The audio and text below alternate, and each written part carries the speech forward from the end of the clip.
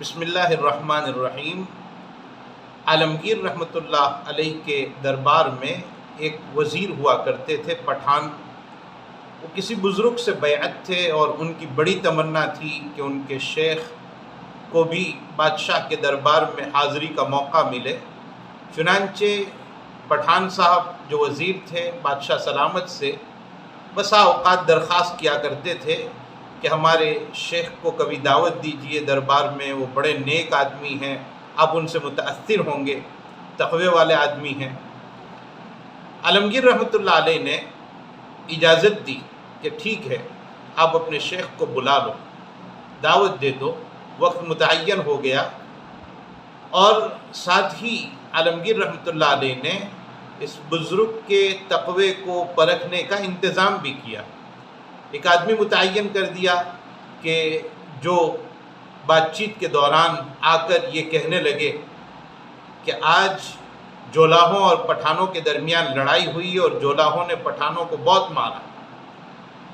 چنانچہ بزرگ جب آ گئے اور عالمگیر رحمۃ اللہ علیہ کے ساتھ بات چیت کا سلسلہ چل ہی رہا تھا کہ بادشاہ سلامت کا متعین کیا ہوا آدمی حاضر ہوا اور بولنے لگا کہ آج جولاہوں اور پٹھانوں میں لڑائی ہو گئی اور جولاہوں نے پٹھانوں کو بہت مارا۔ یہ سن کر شیخ نے اپنا کلام روک دیا اور شیخ یہ کہنے لگے یہ ہو ہی نہیں سکتا کہ جولاہے پٹھان کو مارے، جولاہے تو کمزور ہوتے ہیں، وہ پٹھان کو کیسے مار سکتے ہیں۔ خیر بات ختم ہو گئی اور بزرگ تشریف لے گئے۔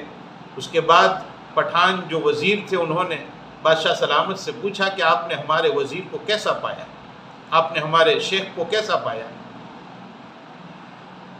بادشاہ سلامت نے کہا کہ آپ کے شیخ بڑے اچھے آدمی ہیں، ان کے پاس علم بھی ہے، عمل بھی ہے، لیکن تقوی نہیں ہے ان کے پاس، وہ متقی نہیں۔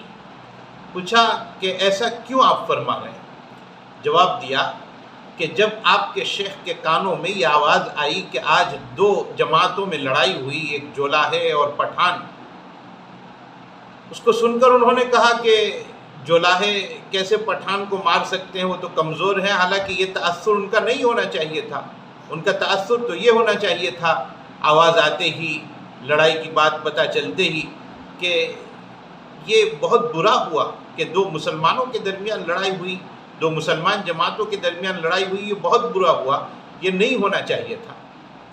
اور بزرگ کی بات سے بظاہر یہ بھی معلوم ہوتا ہے کہ انہوں نے جولاہوں کو کمتر سمجھا اور پٹھانوں کو بڑا سمجھا۔ یہ بھی اسلامی نظریے سے بہت بری بات ہے، کسی کو نیچا اور کسی کو اونچا سمجھنا۔